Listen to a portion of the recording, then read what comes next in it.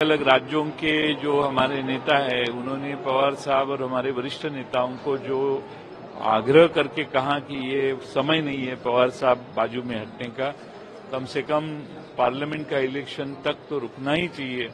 और वो सारी चीजों का हमने विचार विमर्श उसके ऊपर किया और हमने एक लाइन रेजोल्यूशन हमारी कमेटी ने पास किया है कि पवार साहब ही हमारी राष्ट्रीय स्तर की समिति पक्ष के अध्यक्षता पे कायम रहे। सर, आपको लगता है कि पवार साहब उम्र के नाते निर्णय लिया था, स्वास्थ्य के नाते और भी कारण थे? पार्टी आगे जाने के लिए, नए लोगों को चांस देने के लिए उन्होंने शायद निर्णय लिया होगा। मैं कल शाम को भी उनके साथ था और उनका यही कहना था कि पार्टी आगे जाने के लिए कुछ हमें नए लोगों को सामने लाना चाहिए।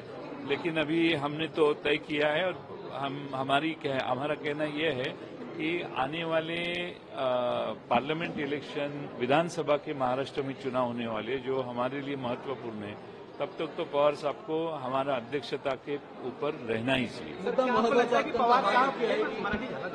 पवार साहब, क्या आपको लगता है कि आपके लोगों के फैसले को मानने वाले हैं? क्योंकि लगातार मैं कल शाम को था पवार साहब के साथ, काफी वक्त मैंने गुजारा और उसमें मैंने उनको बार बार ये कहा कि ये उनको हमारी सबकी ये मांग है। पवार साहब ने तभी कुछ मेरा माना नहीं, वो बोले कि नहीं अब निर्णय लिया ही है। लेकिन आज फिर एक बार रिजोल्यूशन हमने किया है, सब जाके उनके घर पे जाके उनको मिलने वाले हैं।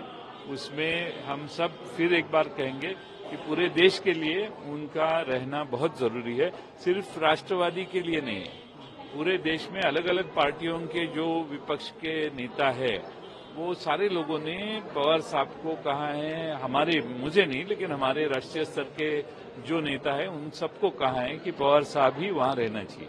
एक सवाल महाविकास आघाड़ी को लेकर है सर, कि जिस तरह से पवार साहब ने इस्तीफा दे दिया था, महाविकास आघाड़ी में खटपट दिखने लगी थी। पृथ्वीराज चौहान ने कहा कि आप लोगों की बातचीत अमित शाह से चल रही है, इसे कैसे देखते हैं सर? क्या पवार साहब पृथ्वीराज चौहान साहब ने कर्नाटक में जाके वो बयान किया है। अभी वहां पे हमारी राष्ट्रवादी कांग्रेस अलग से, कांग्रेस के साथ नहीं है, अलग से हमारा चुनाव लड़ रही है। कुछ चंद सीटें हम वहां इलेक्शन में हमारे लोग उतरे हैं और बहुत अच्छा माहौल हमारे लोगों ने वहां तैयार किया है, वहां के हमारे उम्मीदवार ने। और हमारी सबका प्रयास है कि वहां भी हमारे कुछ उम्मीदवार चुन के आए। अब वहां वो इलेक्शन के लिए गए हैं तो वहां के लोगों को डाइवर्ट करने के लिए उनको हमारे बारे में मिस इन्फॉर्मेशन देने का ये प्रयास है। हमारी कोई पार्टी से बातचीत चालू नहीं है और हमारा महाविकास आघाड़ी में रहना कायम है। अभी ये गलतफहमी अगर वो नई लोगों को कहते तो हमें अच्छा लगता, लेकिन वो इलेक्शन का उन्होंने भाषण किया है, ऐसी कोई परिस्थिति नहीं है। नहीं, कुछ नहीं।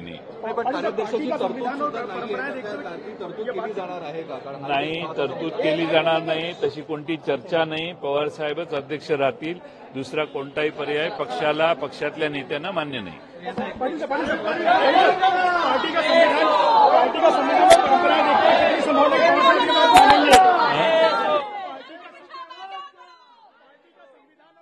देखते हुए कितनी संभावना है कि पवार साहब ये बात मानेंगे? हम सब गए हैं, हमारे सारे साथी गए हैं और हमारा ये आग्रह रहेगा और उन्होंने फैसला लेना ही चाहिए। ये सारा हमारी जो समिति निर्माण की थी, नए अध्यक्ष के चुनाव के लिए उन्होंने सजेशन देने के लिए कहा था। उन्होंने ये सजेशन किया है कि किसी भी हालत में पार्लियामेंट के इलेक्शन है, विधानसभा के इलेक्शन है, इसमें कोई संदेह नहीं है कि पवार साहब ही रहना चाहिए और इसीलिए हमारा रिजर्वेशन हो गया।